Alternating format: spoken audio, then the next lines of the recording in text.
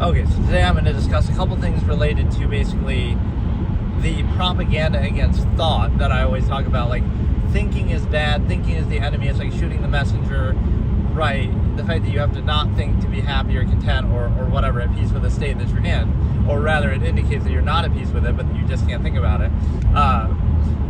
That is disqualifying. So it's kind of like when the long form postulate is posed, right? You see this a lot, like, oh, that's like somehow you're overthinking, or it's somehow your fault, right? Or it's the fault of like the same measure by which something is valued, but oh, if you take it too seriously, that's somehow a bad thing.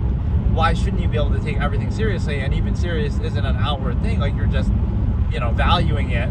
So people are reduced in society to a subversive state, right? You're kind of forced and pressured and made to kind of give up, right? You're supposed to concede value.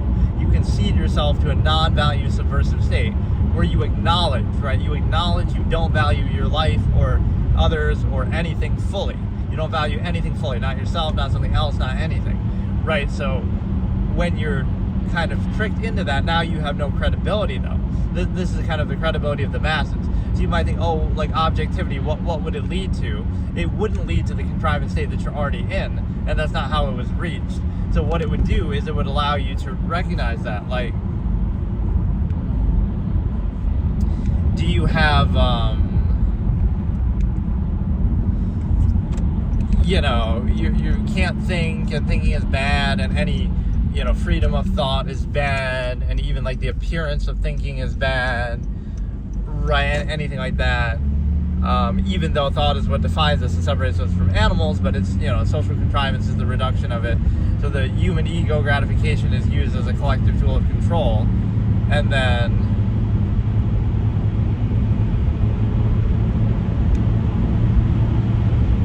what that also means is that you're basically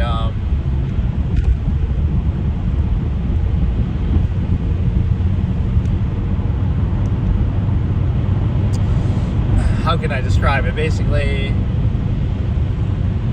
it's propaganda against thought, but what it also represents is the fact that people are in an unthinking state. Like, so that's why appearances are important. Like, anybody can contrive an appearance or not, or, so the difference of you valuing or not valuing something is the appearance that they pose, but you're not placing any inherent value on the process itself, right? So it's like, oh, if you just dress it up, you cover it up, you kind of put a figurehead in front, now all of a sudden it's good. But the same exact process, the same exact thing that's happening would be bad if you were aware of it, right? So that's kind of how mass atrocities and things happen, is like, oh, if this loudmouth Trump is there, you're going to get mad about it. But if, oh, innocent, stupid little George Bush is killing babies in Iraq, oh, that's okay, right? That's okay. But whatever, if Obama pragmatically bombing the Middle East into oblivion to the point where the U.S. actually runs out of bombs, like, it just, again, the figurehead, you're kind of going for that, so you'll be controlled by it. And that's kind of what people desire, but it requires them not to think, and then it's like, well, if they were to think, they wouldn't be okay with it. So when you look at objectivity, that's what it means. It's like, you're not making a specific case and saying this is what you should do or shouldn't do, but it's more just neutrality, right? It wouldn't lead to this exact state, and it would kind of reveal the state to people, and then they wouldn't be at peace with it. So you're blamed, right? This is the false inherent contrivance response. You're blamed as the observer, or even as a neutral person who's not reinforcing or overcompensating for the contrivance state, ergo revealing its actual nature. That's somehow your fault for not overcompensating for that specific flawed, inconsistent, artificial, process. The very fact that you have to overcompensate for it is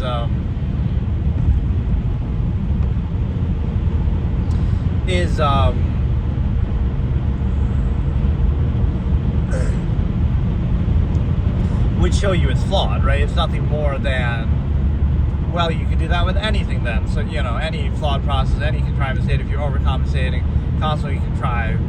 So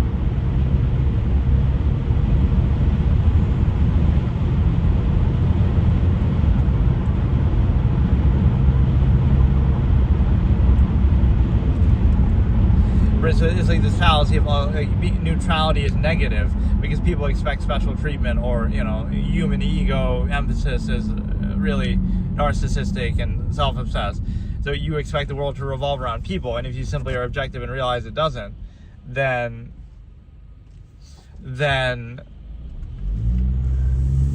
right, that's somehow your fault. You're somehow the bad guy. So even though that's the objective reality, and again, as I always say, even to best achieve your subjective self-interest, it would be better to be objective instead of pretending it's already the case. Then you wouldn't do anything, or you won't do what's necessary to actually make it so. But again, it's kind of reactionary. You're already put in a contrivance state against your will before you're old enough to think for yourself, and now it's sort of like a coping mechanism, right? You get people to associate their identity with it, so now they'll defend contrivance, a specific contrivance state, because they're already in it and they can't acknowledge, like, oh, I've been a victim of contrivance and non-choice reaction and indoctrinated before I can think for myself. You don't want to think like that.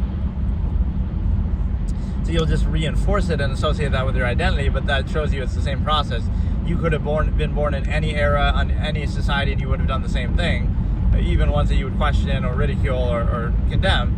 So now that's what it shows. It's like, okay, objectivity is neutral. It's not negative, or, like taking things seriously. But that would be the neutral state. Like, okay, you're valuing something or you're not. But instead, it's this subversive state where you can't take it too seriously because, again, you have to defer to unqualified empirical authority that monopolizes nature itself and everything in the world, right? So, you have to defer to that through overextension, and the overcompensation of machination process kind of blurs the line a little bit because it makes you think that's worth it. But the problem with that argument, too, is so like China has pretty good technology now. The U.S. has pretty good technology now. Everywhere in the world has pretty good technology now, pretty much.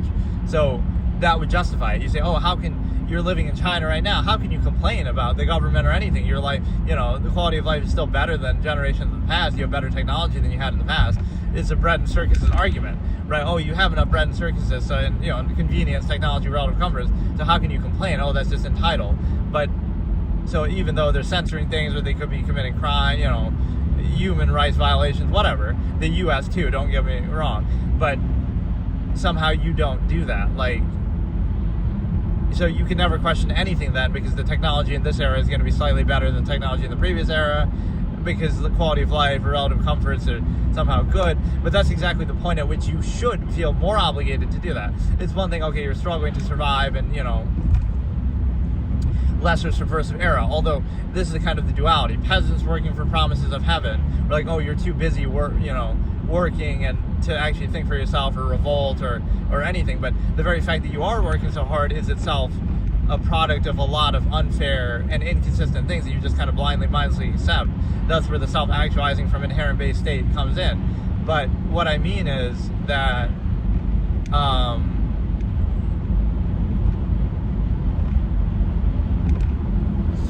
so you'll use that as an excuse, but then you'll also use relative comforts and the convenience state as an excuse, like, the quality of life is decent or whatever, and you have your bread and circuses, so now you don't question it, you don't, so now you accept whatever is given to you, whatever state you're in. So if it's a struggle, you'll reinforce that and take gratification from it. Look how I overcame this unqualified empirical authority contrivance state. You would have loved it in Nazi Germany, you would have loved it, and you'd love it in China now. Like, yeah, if it's a gratifying struggle and overcome some man-made, artificial, unqualified conflict that's done to keep you on a hamster wheel kind of thing, then sure, you can struggle with that. Then struggle more. The more you struggle, the better, right? Make sure your kids are poor so they struggle too. And that's it's this weird thing that we get caught in of, we condemn success, we condemn positive results. That's privilege or something. They just pump it out, and again, lowest common denominator, overextension. But what happens is there's another element here that we consider of, like, again, if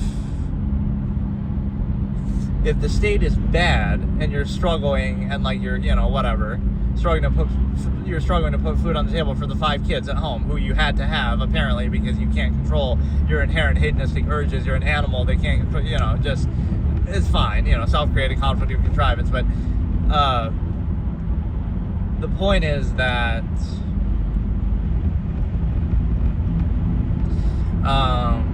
it seems like the algorithm's kind of abandoned me. The last couple of streams, I haven't gotten that boost that I normally do. That's so weird. it would always be where they'd give you these little bumps and jumps and stuff. I can never tell if somebody's looking out, like looking for a ride, or that's what I should do for content. But the kind of thing I do if I'm bored anyway. But I have too much shit in my car to be able to do that right now. But no, my thing that I'm saying is, again, objectivity, neutrality, and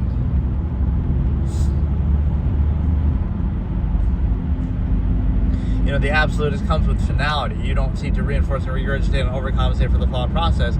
You seek an end to it. You seek, again, remove the need. If it's worth doing, do it fully. If it's not, then don't. But instead, we're caught in a half-assed, self-created conflict of contrivance state. Right? The absolutist can end all world conflict very easily. Right? By not having kids, the absolutist would not preserve the stimuli acme or create a state that they vouch for, such that they can preserve it. But then, the world is a village of 100, and there you go. A lot of our problems are self-created, so you're not getting caught in that trap of false duality. Or if you do, it'd be, again, remove the need, kind of goal focus. But there's too much ego overextension that turns into like a conflict where, like a contest of contrivance. Oh, who can keep up the best appearances such that they can benefit and suck dry and exploit this false absolute contrivance state. But it's a false absolute that's posed, but then the defining factor is dependent overextended pretense, meaning non-base of self, nearness, postulate, etc., like we talked about. So the other point of this, like I keep getting sidetracked from, is the fact that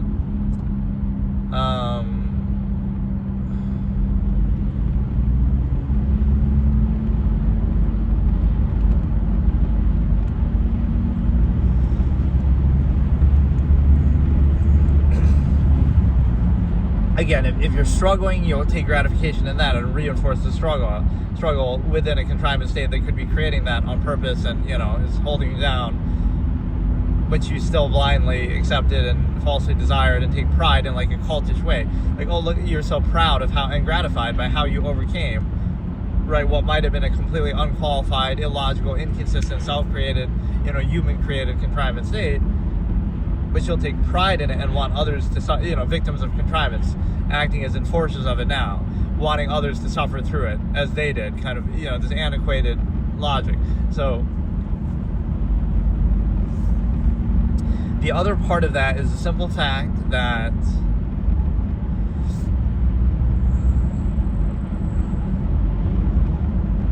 again, so if it's a struggle, you'll take gratification in the struggle, thereby reinforcing a contrivance state.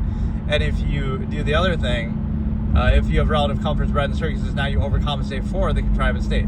So, and reinforce it. So in no scenario are you actually holding accountable the contrivance state and actually self-actualizing and, it may be in some minor way, but not in the ways that you don't think about, right? The things you treat as false absolute and take as default.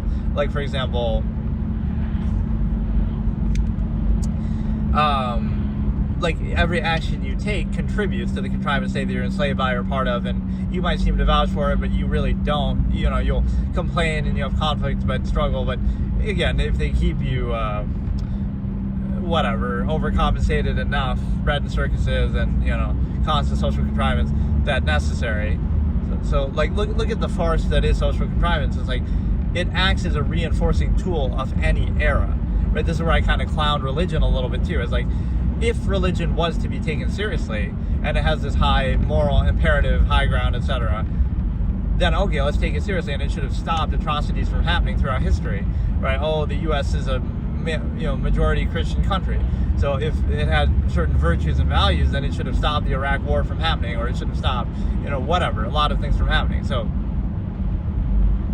in other words, you're holding it accountable then. Okay, let's say it was true, it was real, but then you're not living up to it. You're not doing a good enough job of holding it, because that should lead to a better state, better outcome, or not these negative atrocities being committed on your watch or by you, enabled by you. So what the things you do that you don't think about that contribute to that contrivance state anyway, right? That like, okay, everything you buy, everything you eat, everything I could, pose an example, like, okay, try to be a minimalist, but basically,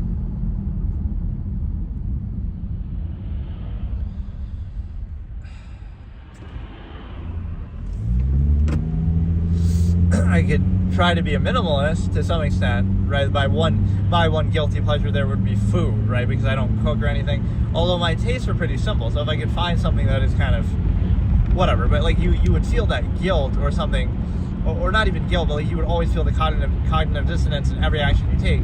So it's not that you wouldn't still be a part of society, although you might question it constantly, but you would not be happy about it, or you would not be overcompensating or pretending. You would always have that inhibition. Like, yes, I may be buying fast food here, but it's an objectively adverse process that contributes to my captors and my enslavers. Effectively, it creates this corporate structure, etc., that I'm complaining about or ruled by or enslaved by. And it's not about the state you're in either. Like, you can say, well, what if you do well for yourself? You exploit people through that as well. But you're still aware of the nature of the process. That's what the absolutists would do, right? They try to remove the need for it, even themselves, if they're in some structural basis, right? They'll exploit it, but they're doing it to try to remove the need. They ultimately want people to be free, right? And then decide for themselves. They don't want to, right? They don't want to rule through empirical structure the same way that, so they reject the ego basis. They reject all that because it's all unqualified. It's arbitrary, right? Even if you want to say, oh, meritocracy, but meritocracy, first of all, there is no true meritocracy in society anyway, right? Because it's always, oh, through empirical structure, through, some middleman, you have to go through something. But even to the extent that that's relevant, you would understand that,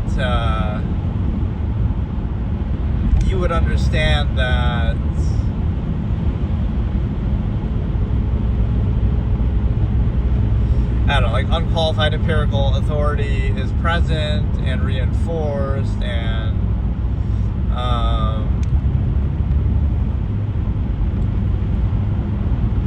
damn, the YouTube algorithm abandoned me though. What the hell happened? Every time maybe it's the time of day, but I would often, I don't know. Those bumps were so good because, again, even if people leave promptly, they would sometimes like it, or at least they comment, or at least there's it gives you a chance to at least try to retain that, even though the kind of content I do isn't the best for that anyway. But in fact, it's, like I've said, it's arguably almost the worst thing you could possibly do. But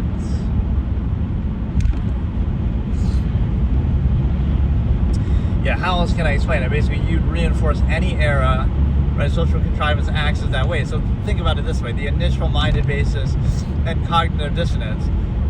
First of all, it's like the middle class is the villain. They keep having kids without vouching for the state, or they keep preserving the stimuli acme and like mindlessly treating their outward state as a default. Like, oh, this poor old lady is the victim, right? I had like some little scene I wrote like this in a story of mine.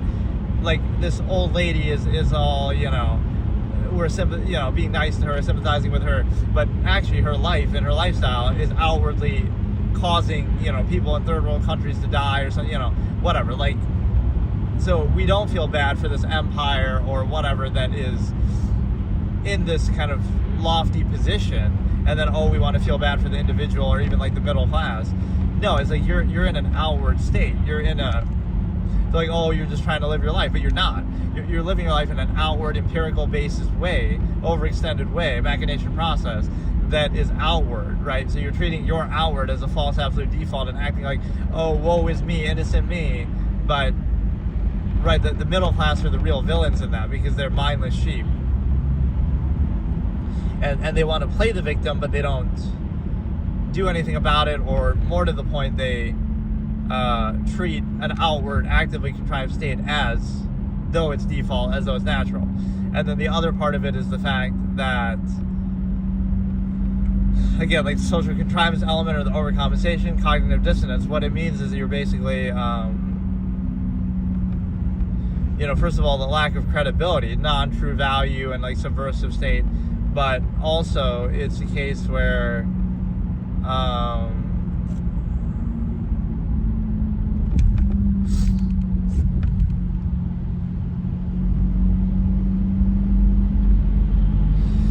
it's also a case where, right, social contrivance, like, oh, being positive or socially, whatever, desirable, you're overcompensating for a flawed process and a cognitive dissonance-inducing contrivance state that's unqualified, based in unqualified empirical authority.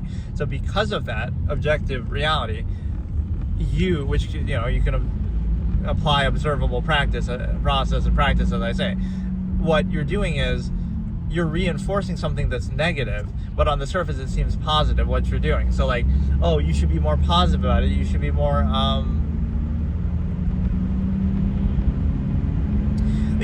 positive. You should be more upbeat. You should be more socially whatever, right?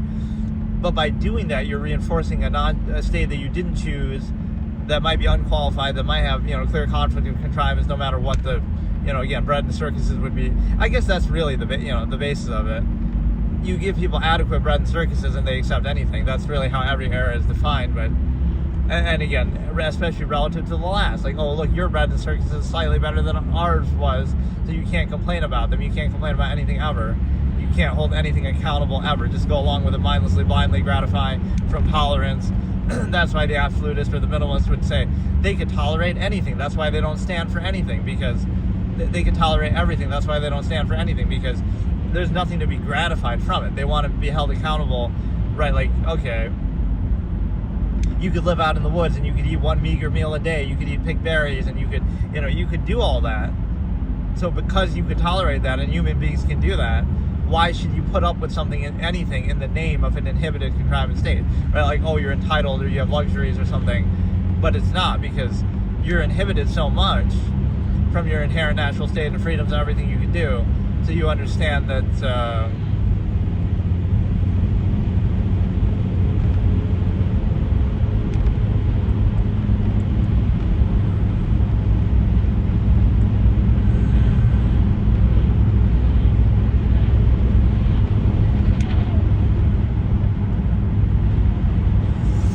right, you understand that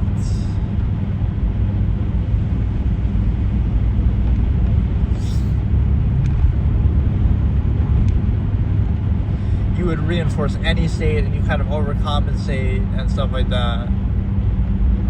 Right, so again, you can always rely on people's laziness and their selfishness and, again, the middle class, and you don't care about people as far as amalgam theory would tell you, or you also don't care even about yourself or any standard the way an absolutist would. So that half-mass state is unqualified, right? If you value human beings and human life, you might be a minimalist and you would subscribe to amalgam theory, right? So you wouldn't be a part of this exuberant kind of overextended state. And if you were an absolutist, you would do it fully, completely, to the point where it would invalidate and remove the need for the process, especially catering to, again, not preserving the stimuli acme. So neither of those scenarios would lead to the state that we have here, a specific contrived state. And in fact, that's the expression I always say, is the fact that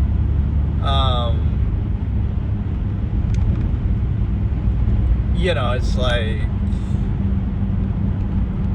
nothing would lead to this exact state that you're in, right? There's no process that would actually lead to it.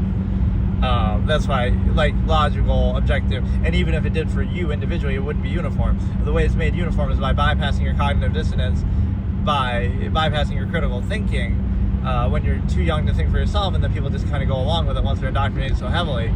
So you're being trained like an animal, and society is your cage and all of this, and you kind of accept it, and it's Stockholm syndrome. So again, the conclusion isn't some specific thing like, oh, you should do this instead, or anything like that. It's just more the state that you're in isn't absolute, it's arbitrary. It's, you can see the origin point of how it came to be. It'll be inconsistent. So there's some pretense that's held to justify it, but that, the pretense of society is like, oh, we need law and order, otherwise people just kill each other or whatever. But that doesn't justify a specific contrivance state. Oh yeah, that would justify Nazi Germany then. That's why they had a government there, and that justified their, or like China right now, or whatever. I always use those two as an example, but any other society in history, yeah, that's maybe the basis of why a society exists, but why it's so overextended, and that specific structure and, all the specifics of it are not justified in that, right? So we're talking about the base, like, mere existence of the structure versus the specific structure and its characteristics.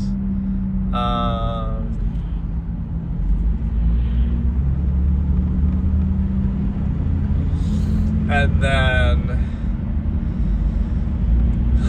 what else could we do here?